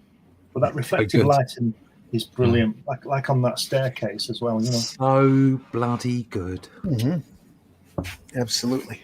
And the lovely sky. Look at the dull yellow in the sky. Yeah. The blue to yellow. That's fantastic. Did we establish it was Marie Severin coloring these? Yeah. Well, there you go. I'm not surprised. Well, they were trying to make them look like the originals. So. Oh, she's recolored it. Yeah, she recolored it. Oh, well, there you go. Bloody genius, that woman. Yeah, and that shadow, the way she's done it in that light purple as well. Mm-hmm. Yeah, everything. Just nailed it. Beautiful touches. The graduated tone here on the pillar. Yeah. As well. Yeah. Beautiful. Fantastic. Folks, we'll look at Haunt of Fear next Sunday, number 21. Yeah, sure. Just about finish off the 4th volume. Yeah. Then we'll either do the 5th or go on to something else. So PBR says bring out your dead. Yeah. But I'm not dead yet. More Haunt of Fear next Sunday, folks. Go ahead. You were saying something, Glenn? I'm just going to say that the barrow that he's got the body in there, it's great because it's all rickety and rackety. It's not all even, and you can hear it clumping down the cobbles, can't you? Oh yeah. And it's all shaky and falling apart and everything. The way the struts bend out and everything, you know, it's just amazing. Yeah. It's just all the adjunct of the angles and everything just makes it creepy. Yeah. Mm-hmm. They just knew how to draw creepy, didn't they? Yeah. Oh yeah. That's wonderful. Truly his gift there, Ingalls. Yeah. To be able to create that mood and do that. Even the comic book work is amazing. Artistry of it is amazing. I just want to know whether Marie was like, want you to colour this. Oh, okay, I'll just go and hide for an hour, you know. But I bet she didn't. I bet she just did it because she was so good. Probably, yeah. I would imagine so. Fantastic. All right, more Haunt of Fear next week, folks. Yeah. Too good to stop. So much great stuff from the ECs. If you ever get a chance to buy one of these beautiful slipcase books sets, I recommend it, no matter what the subject matter is. Well worth it. Very nice quality stuff. They all look like that from the side. There's all the different titles. As 5 volumes. A piece for all the horror titles. 3 volumes for weird fantasy, weird science. 2 volumes for weird science fantasy. 5 volumes of crime suspense stories. I think there's another 3 volumes of shock suspense stories. We went through Two-Fisted Tales already. If you get a chance, you want to look at those. That's back on the Comics by Night archives. We went through all of the Two-Fisted Tales. There's some fantastic stuff there for you to look at. Great true war stories. Some great stuff. Anyway, like I said, if you get a chance to get it. You won't regret it. Get it. Get it. More Haunt of Fear next week. All right, before we go, folks, I want to remind you that any kind of interaction you have with any of these programs on whatever platform you watch us on just goes to help with our algorithm. So please take a second out to like wherever you're watching us from if you can. Hit that like button, hit that love button. If you haven't subscribed, if you're looking on the YouTube channels, please subscribe, hit that bell for notifications. We do this twice a week. We do the Sunday Funnies here at 9 a.m. every Sunday. And then Friday mornings at 5 a.m., mainly Russ, Glenn, and myself get together to look at more great sequential art over on Comics by Night. And this Friday's Comic by Night, we're going to be looking at a great issue of Crime Does Not Pay. Yeah. George Tuska, Mr. Crime. Great stories. Make sure you stop by Friday starting at 5 a.m. for that show. Next Sunday, we'll be back here for more Haunt of Fear. Next week's shows will be pre-recorded, so the chat won't be live, but the shows will be. I mean, they'll be pre-recorded, but they'll be new and original, and there for your viewing habits. We are archived over at the Comic Book Black Belt YouTube channel, the Randy Zim YouTube channel, and the Indie Comics Network YouTube channel. And again, wherever you watch this from, go over and subscribe. Subscribe to all 3 if you can. Subscribe to Comic Book Black Belt, please, because I'm that close to 1,000. And I know it doesn't make any difference, but it would be nice to hit that number. There you go. Yep. Mitch, tell folks how they can find you. Well, you can find me at Linktree/Celtic Cross Studios, where you find my website, which is CelticCrossComics.com. You can also find my webcomics at Global Comics and To Pass. You find the Boger there, which I'm, like I said earlier, I'm remastering, and I'm going to do a crowdfunding campaign for the collection with extra material once it's all done. Issue 3 is taking me a little bit because there's a lot of stuff that kind of needs to be redone. And if you also, if you like twisted anthology style horror, I also have an issue of the Flesh and Blood collection that I put up last Friday on Global Comics. So go there and read it. And if you like it, like and subscribe. There you go. Russ, please tell folks how they can find you. Yeah, you can find me over at russleach.com. Sign up for the email list. If you like sorcery or just, Savage Sword of Conan from the 70s, you like that kind of stuff, this is the kind of stuff you can pick up. Fantastic. There you go. That's what's going on in the book. You get a nice bit of booby. There you go. Do you like stories about gladiators? Yeah. Do you like stories about gladiators? Have you ever been inside a Turkish prison? So if you like all that kind of stuff and Sword and Sorcery, Conan, all that kind of gear, then you want to get hold of this book. It's going to be available online through normal retail outlets at the end of this month. So make sure you get your copy by going to russleach.com, signing up for the email list there. I can keep you up to date. Don't shove loads of emails in your inbox, just when things happen, and you can keep up to date there. So it's russleach.com, sign up for the email list. We're looking to do classic sword and sorcery here, folks. And if you enjoy that genre, you will love the Atlantean. That's our whole objective. And if you enjoy the Atlantean, make sure you tell your friends. So coming soon to Russia. Coming soon to Russia, yes, we've signed the contract with a Russian publisher. We're already in Denmark and Brazil, so we're widening our scope. And once we get to the omnibus, which will be volume 1, which will be the first 6 issues, I'd quite like to take it to France and actually get another publisher to produce it over there. So we'll see what happens. But certainly for the moment, join us on the journey. We're still in volume 1 at the moment. And issue 4 is in production as we speak. Yeah. So check it out. Yeah, we had on the subject of we do this for the love of it. I saw a very kind review. It was nicely done, but they did sort of say, I wonder if there's some kind of sort of jumping on the bandwagon with Conan being so popular at the moment. And I thank them for the review. It was very kind of them to take the time, but I did remind them that there just ain't the money in publishing. We're not doing it for the money. We're doing it for the love of it. So it's not to say we don't need the cash and we don't need to sell books. Of course, that's what we need to do. But there's a lot of love poured into these books, and publishing just doesn't cover the money for the amount of time that you shovel into it.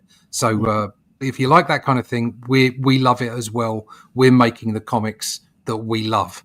So check it out. We're sure you enjoy it.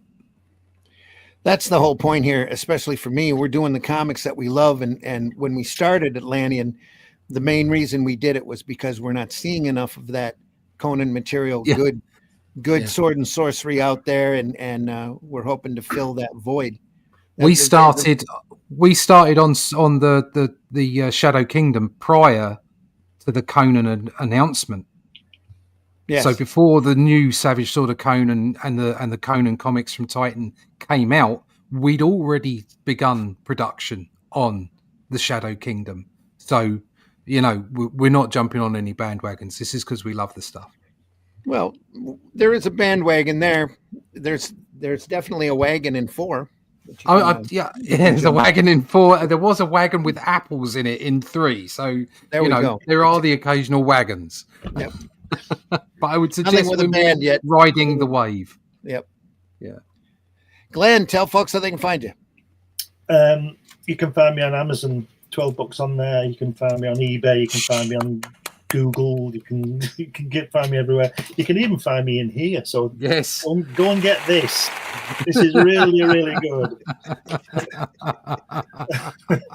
But if you Google my name, I'm sure something will come up. I'm just not quite sure what it'll say. I'd say that, but I'd hate to think what would pop up. Google my name and just filter out the OnlyFans links. All of the stuff I'm yeah, exactly. All the fanfic, all the stuff I'm particularly shameful for, I did under an assumed name anyway. Get that. Non-deplumes do come in handy, folks. Anyway, I'm Randy Zimmerman. I've been your host. You can find my work over at the Atlantean. We're having so much fun. I'm writing it. Russ is drawing it. It's I think it's some of the best stuff, if not the best stuff we've ever done. So very proud of every volume that comes out. Everyone is has got our sweat equity into it. Like Russ said, more than what we're getting back for it. And we're very, very happy to bring that to you. And we hope you get a chance to see a copy and enjoy it. So Barnes & Noble, Amazon, anywhere you can order, the Ingram ordering system. And if you pay attention to fundmycomic.com, you can get right in on the ground floor on our next volume. So, and the volumes that we do for the campaigns are slightly different from the volumes that you get from the other book distributors. So you want to get the campaign volumes if you can. Yeah. Again, deeply appreciate everybody being here. Hit that like button, folks. Come on. And so happy you're here. So glad you stopped by. Please, if you read, if you love this art form, tell people you love this art form. There's too much negativity and trolling going on out there on them antisocial platforms. Don't be afraid to tell folks what great comics you enjoy and what great comics you love, and can't recommend all that stuff to others. We're hitting the holiday season. Comics, graphic novels make great holiday gifts. very accessible, depending upon the property that you get in on. And there's so many great reprint collections out there right now. I can't, again, the DC Finest collection, you can't go wrong with ordering a volume of that right now off of Amazon or from your local retailer.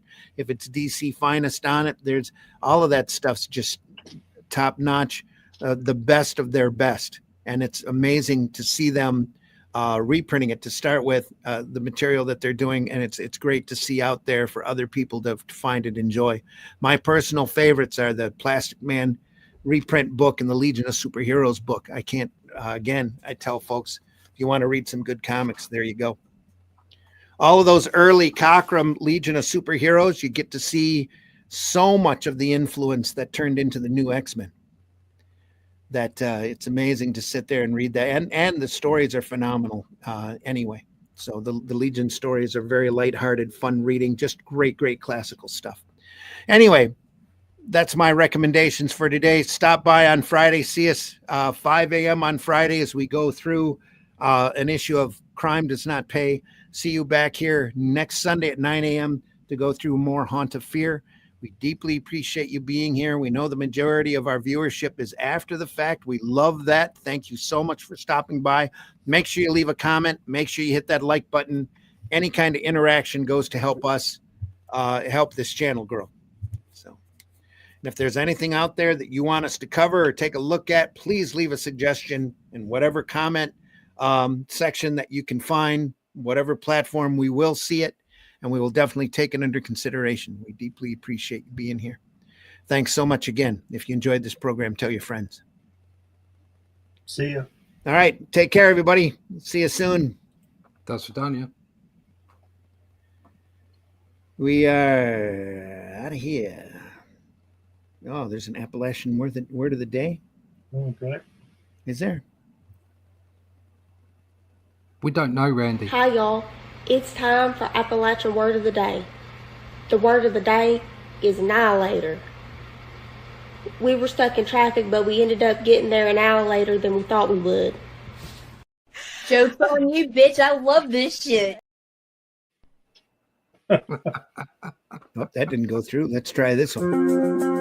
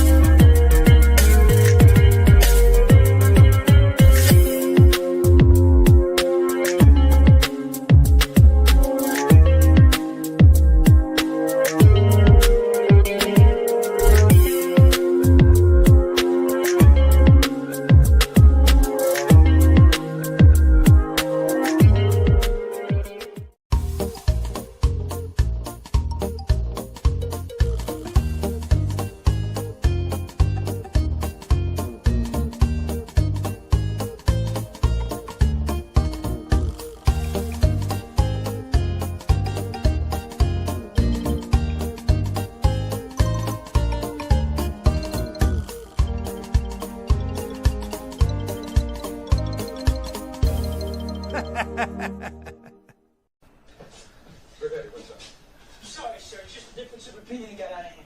What about? It's way too silly to talk about, so I'd rather just forget I about don't give a damn about what you'd rather forget about. Why were you two fighting? Well, I said that the Kirby Silver Surfer was the only real Silver Surfer. And that the Mobius Silver Surfer was shit. Benefield's a big Mobius fan. He's got out of hand. I pushed him, he pushed me. I lost my head, sir. I'm sorry. Renee, you're a supervisor. You can get a commission like that. I know, sir. You're 100% right. It's never happened again. It better not happen again. I see this kind of nonsense, I'm going to write you up. You understand? Do you understand? Yes, sir. You have to set an example even in the face of stupidity. Everybody that reads comic books knows that Kirby Silver Surfer is the only true Silver Surfer. Now, am I right or wrong? You're right, sir. All right. Yes, sir. Taste the biscuit. Taste the goodness of the biscuit.